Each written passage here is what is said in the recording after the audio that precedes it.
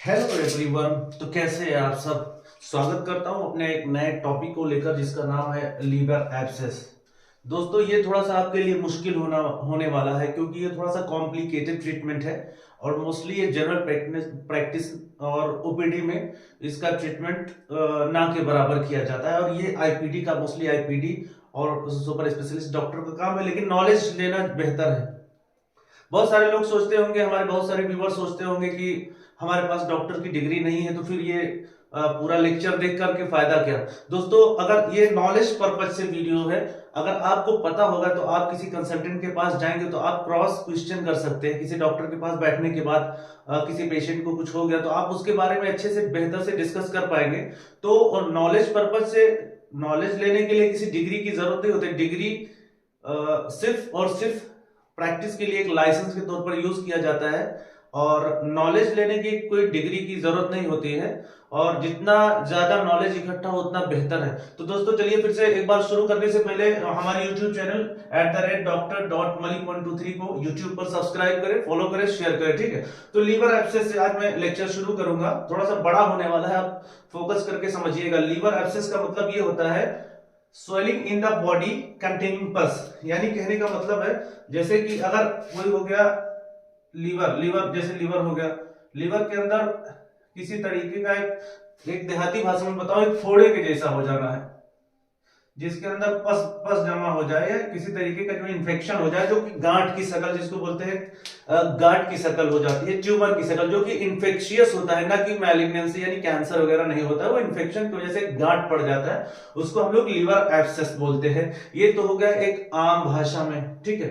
तो liver abscess में दो टाइप का होता है। एक अमीबिक लीवर एब्सेस होता है जो कि अमीबा की वजह से होता है, अमीबिक इन्फेक्शन है, और दूसरा हो गया pyogenic liver abscess. Pyogenic liver abscess में होता क्या है, पस का प्रोडक्शन हो जाता है, यानी लीवर जो जो गांठ होती है उसमें, लीवर के अंदर उसमें जो है वो पस भर जाता है, ठीक है दोस्तों, पस भर जाता है।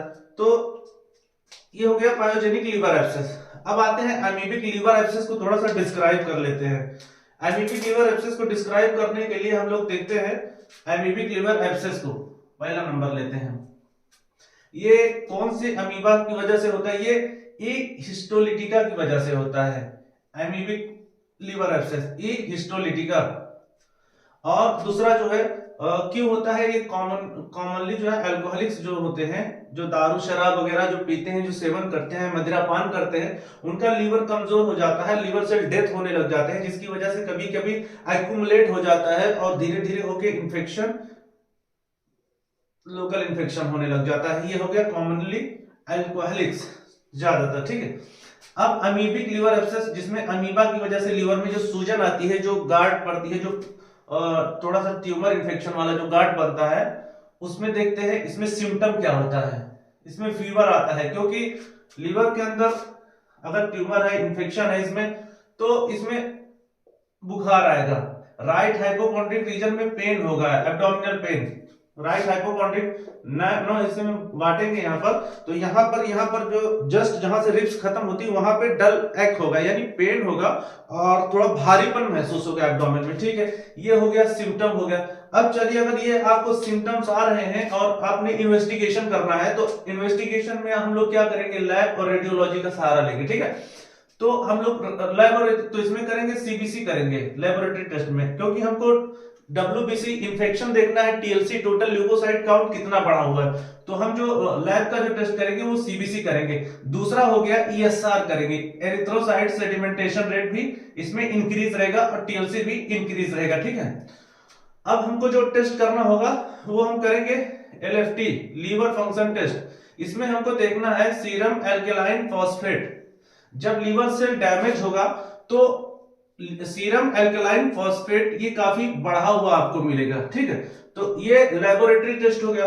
और जो चौथा नंबर हमको आता है वो आता है यूएसजी एब्डोमेन करेंगे, यानी अल्ट्रासाउंड करेंगे देखने के लिए कि लीवर सेल में एब्सेस कितना बड़ा है, कितने टाइप का है और कितना है, ठीक है। तो अगर पस एक्यूमुलेट हो रहा है, अगर लग रहा है कि इसके अंदर पस्ट्यूल्स है, तो पस सेल्स को एस्पायरेट करके उसका एग्जामिन करते हैं, पस का कल्चर करते हैं। ठीक है, ये हो गया एमीबिक लीवर एब्सेस के इन्वेस्टिगेशन हो गया।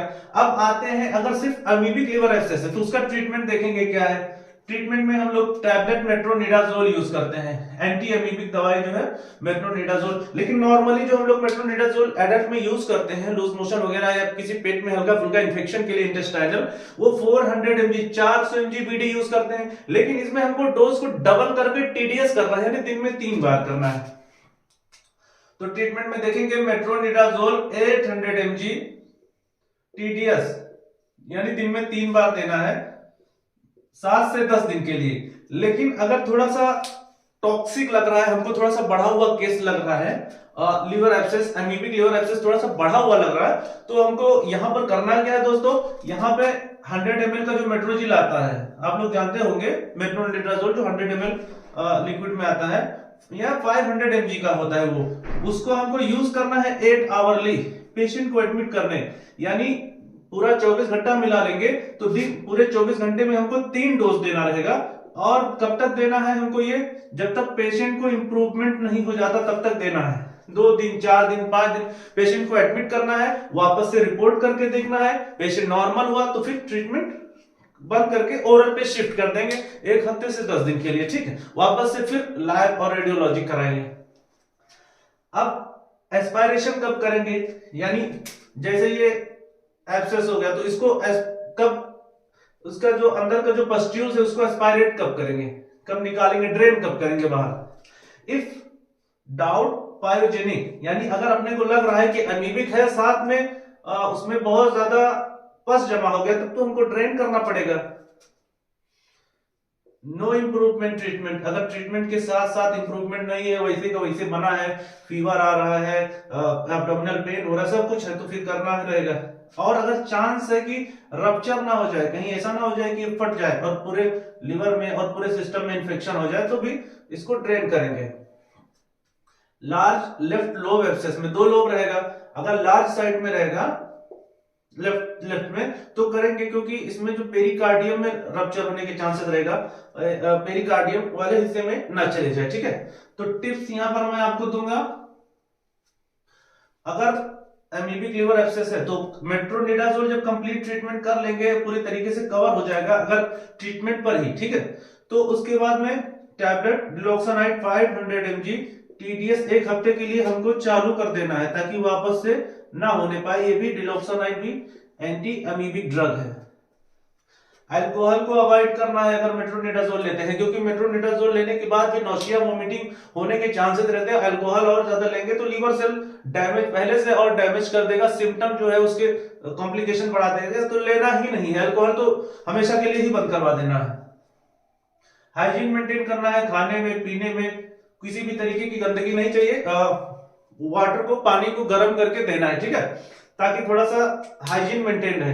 अब चलते हैं दूसरी तरफ पायोजेनिक, हमने तो पहला देख लिया एमीबिक लीवर एब्सेस, और दूसरी तरफ पायोजेनिक लीवर एब्सेस। ठीक है, पायोजेनिक में क्या देखेंगे, इसमें कहां से स्प्रेड होता है, पस कैसे बनता है। इसमें जो पेरिटोनियम होता है, जो एब्डोमिनल वॉल का जो पेरिटोनियम लेयर होता है, वहां से अगर पेरिटोनियम में किसी तरीके का एब्डोमिनल वॉल का जो कवरिंग होता है, तो उसमें किसी तरीके का अगर इन्फेक्शन होता है तो वहां से स्प्रेड करता है, और वहां से जाकर के जो है लीवर सेल में जो है एब्सेस तैयार कर देता है। ठीक है, जो कि पस्ट्यूल्स रहता है, पस भरा हुआ रहता है। एब्डोमिनल विसरा यानी पेट में किसी ऑर्गन से, जैसे कि हो गया अपेंडिसाइटिस हो गया, अपेंडिक्स में इंफ्लेमेशन हो गया, डाइवर्टिकुलाइटिस हो गया। अब अपेंडिसाइटिस तो आप लोग समझते होंगे कि अपेंडिक्स में जो है इंफ्लेमेशन हो जाएगा, ठीक है, लेकिन अब यहां पर ये बला है डाइवर्टिकुलाइटिस क्या हुआ। डाइवर्टिकुलाइटिस को देखने के लिए हम लोग देखते हैं, जैसे कि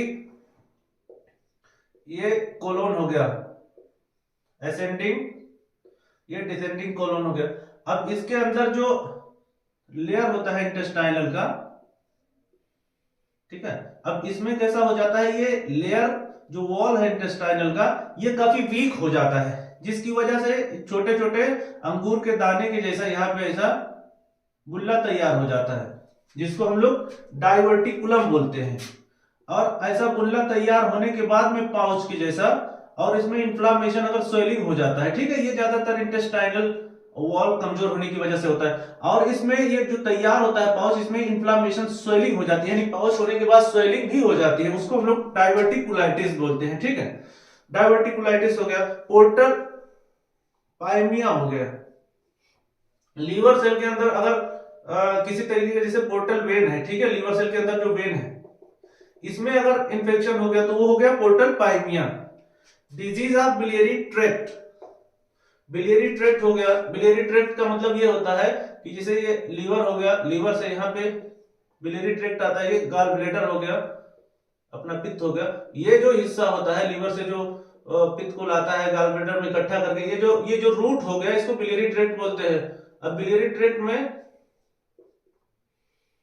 कोई डिजीज हो, कोई इंफेक्शन वाला हो, गॉल ब्लैडर का हो, यहाँ से स्प्रेड करके यहाँ जाके लीवर एब्सेस तैयार कर लेगा। ठीक है, मोस्टली कॉज जो होता है ये पायोजेनिक लीवर एब्सेस का जो मोस्टली कॉज होता है वो कोलिफॉर्म ऑर्गेनिज्म होता है।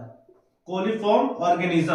अब आपको लगता होगा कोलिफॉर्म ऑर्गेनिज्म क्या है? ये एक तरीके की बैक्टीरिया होती है जो हमेशा आंतों में पाई जाती है।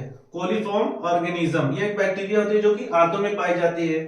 ठीक है, ये ह्यूमन वेस्ट में होता है, जैसे स्टूल पास किया, जो लैट्रिन वगैरह जो पास करते हैं ना, उसमें पाया जाता है आंतों में होने की वजह से। और सॉइल में होता है, पेड़ प्लांट में होगा, यानी जैसे कीचड़ वगैरह प्लांट में पाया जाता है। ये तो ये होता है क्या है, इंटेस्टाइन, ह्यूमन इंटेस्टाइन में होता है, तो आंतों के रास्ते ये जाते हुए और लिवर तक पहुंच जाता है, तो उसकी वजह से भी लिवर में एब्सेस तैयार कर देता है। ठीक है, सिम्टम में देखेंगे तो फीवर है, एब्डोमिनल पेन है, टॉक्सीमिया है, मोस्टली स्मॉल और मल्टीपल, यानी ज्यादातर छोटे छोटे रहेंगे और कई सारे रहेंगे एब्सेस, कई सारे एब्सेस रहेंगे। तो सिम्टम लगभग एमीबिक और पायोजेनिक का लगभग एक ही जैसा है। इन्वेस्टिगेशन में भी इसमें सीबीसी करेंगे, इन्वेस्टिगेशन के लिए पल्स कल्चर करेंगे, सीटी स्कैन, एमआरआई। तो सीटी स्कैन एमआरआई एमीबिक में भी कर सकते हैं। ठीक है, तो इसमें जो मोस्टली रहेगा पायोजेनिक में, ड्रेन करना ही करना है। अगर पेशेंट टॉक्सिक हो रहा है तो उसको नील बाय माउथ कर देंगे, यानी मुंह से कुछ खाने पीने के लिए बंद कर देंगे, पूरा चीज आईवी पे शिफ्ट कर देंगे हॉस्पिटल में एडमिट करके। ठीक है, तो इसमें सेफ्ट्रिएक्सोन यूज करेंगे 1 से 2 gram IVPD plus amikacin 500 mg OD या 750 OD, IV metro 500 mg TDS use करेंगे। ठीक है, तो इस तरीके से हो गया। तो अगर सब मिला जुला के पायोजेनिक का और amoebic liver abscess sign symptom लगभग सेम, इन्वेस्टिगेशन सेम रहेगा। और इसके ट्रीटमेंट में अगर बहुत ज्यादा डिफरेंशियल डायग्नोसिस नहीं बन रहा है, कल्चर प्रॉपर नहीं हो पा रहा है और उतनी फैसिलिटी नहीं है, तो सब मिला जुला करके एक ही ट्रीटमेंट ले लेना है। एक ही ट्रीटमेंट में मेट्रोनिडाजोल 500 mg, 100 ml वाला जो बॉटल आता है वो 500 mg का होता है। इसको टीडीएस यूज करना है प्लस इंजेक्शन सेफ्ट्रिएक्सोन, जिसको हम लोग ब्रांड नेम मोनोसेफ से फेमस है। 1 से 2 ग्राम एडल्ट डोज बता रहा हूं। बीटी यूज करना है। ये हो गया एंटी एमीबिक, ये एंटीबायोटिक। एंटीबायोटिक में साथ में हमको ग्राम नेगेटिव स्पेसिफिक लेना है, जिसको इंजेक्शन एमिकासिन बोलते हैं। ठीक है, इसको 500 mg या 750 जी ओडी डोज में लेते हैं। अब अगर पेन हो रहा है, एब्डोमिनल पेन भी साथ में हो रहा है, तो एंटीस्पाज्मोटिक जैसे बस्कोपेन इंजेक्शन, डोटावेरिन या डाइसाइक्लोमिन एसओएस में रखना है, यानी जब जरूरत पड़े तब देना है। अब चूंकि हम लोग यहाँ पर मेट्रोनिडाजोल यूज कर रहे हैं, एंटीबायोटिक यूज कर रहे हैं, तो वोमिटिंग होने के चांसेस बढ़ जाएंगे, तो साथ में हमको इंजेक्शन ऑन्डेंसेट्रॉन बीडी यूज करना है। ठीक है, अब इतना सब इंजेक्शन देने के बाद में एसिडिटी की प्रॉब्लम, सेफ्ट्रिएक्सोन से एसिडिटी की प्रॉब्लम जो एग्रीवेट होती है, तो हमको इंजेक्शन एंटासिड, पेंटोप्राजोल, ओमेप्राजोल, इसोमी या रेविप्राजोल या राइनिटिडीन का यूज करना है। इन सब ट्रीटमेंट को, अगर बहुत ज्यादा टॉक्सिक हो रहा है तो ओरल बिल्कुल बंद कर देना है, इन सब इंजेक्शन को 5 to 7 डेज देना है, हॉस्पिटल में एडमिट करना है। उसके बाद लेबोरेटरी टेस्ट पर डे करा के रहना है, जैसे नॉर्मल हो जाएगा ऑब्जर्व करेंगे, ओरल मेडिसिन पर शिफ्ट करेंगे, वोमिटिंग वगैरह नहीं हो रही है। और ओरल मेडिसिन पे शिफ्ट करने के बाद में पेशेंट को बाद में डिलॉक्सिनाइड पे 1 वीक के लिए 500 mg TDS रख देना है, ताकि आगे कोई फिर से वापस से होने के चांसेस ना रहे। मेरा लेक्चर अच्छा लगा तो प्लीज प्लीज प्लीज मेरे चैनल को सब्सक्राइब करें। थैंक यू, जय हिंद।